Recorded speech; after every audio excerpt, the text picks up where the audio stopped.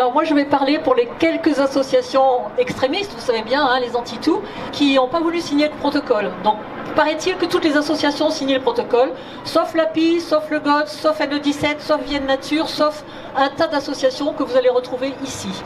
Alors ce que je voulais dire aussi, c'est que ce problème sur l'eau, il n'est pas tombé du ciel comme ça, pouf, en 2019 ou en 2018, mais c'est quelque chose qui a été construit patiemment, et par qui? Par ceux-là même à qui on veut donner l'eau aujourd'hui. Parce que c'est qui a arraché les haies? C'est qui a asséché les zones humides? C'est qui empoisonne la terre et à cause de qui la terre ne contient plus assez de substances organiques? Donc est-ce que c'est normal qu'on donne la solution du problème à ceux qui l'ont créé? Donc ça c'est une première question, et c'est un problème qui est très vieux, puisque en 90 notre association a été créée. À l'époque on pensait avoir plein d'eau sous les pieds et que c'était un vrai dommage de ne pas l'utiliser. Donc on avait fait des trous partout, c'était un vrai gruyère. Jusqu'à ce qu'en 90, on se rend compte que on avait 300 km d'assec sur nos 200 km de rivières permanentes, et qu'il fallait absolument faire quelque chose.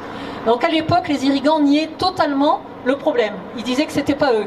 Et petit à petit, les études s'accumulant, ils ont fini par reconnaître que l'irrigation, effectivement, avait son rôle à jouer, mais uniquement parce qu'ils avaient un plan B.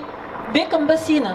Et donc les bassines, même si on nous dit que c'est pour soulager le milieu, leur rôle premier, c'est de contourner les législations, les arrêtés qui tombent tous les ans, les arrêtés sécheresse, et qui font qu'on ne peut plus continuer impunément à puiser l'eau. C'est-à-dire, en général, les arrêtés tombent quand la rivière est déjà sèche. Mais malgré tout, ça embêtait quand même ceux qui voulaient irriguer encore plus. Voilà, je voulais dire aussi que c'était vraiment une question de gros sous. Juste pour donner un petit exemple, on va mettre 40 millions publics dans un projet de bassine qui va servir à arroser du maïs qui est déjà bien subventionné par la PAC, qui va aller en partie à l'exportation, et du coup, comme nous on envoie notre maïs là-bas, eux ils nous renvoient du soja OGM si possible, et l'autre partie va aller où? Au méthaniseur, c'est-à-dire qu'on va transformer l'eau qu'on aura mis dans les maïs en gaz. Et tout ça pourquoi? Pour chauffer la piscine de Mosée? Vous êtes d'accord avec ça? Voilà, et donc moi je viens d'apprendre qu'à côté de chez nous, donc nous on est plutôt sur le bassin de la Boutonne, il y a 5 méthaniseurs qui sont en construction. Donc ça aussi, il ne faut pas oublier de dire que les méthaniseurs, ils sont payés avec l'argent public en très grande partie. Donc vous voyez que cet argent public, il va au même, hein, parce que ceux qui ont les méthaniseurs, c'est aussi les mêmes que ceux qui ont l'eau. Et quand on va dans les champs, on peut se demander ce que pensent les vaches en voyant passer les camions qui vont soit à l'export, soit au méthaniseur. Mais il ne reste plus beaucoup de fourrage pour elles.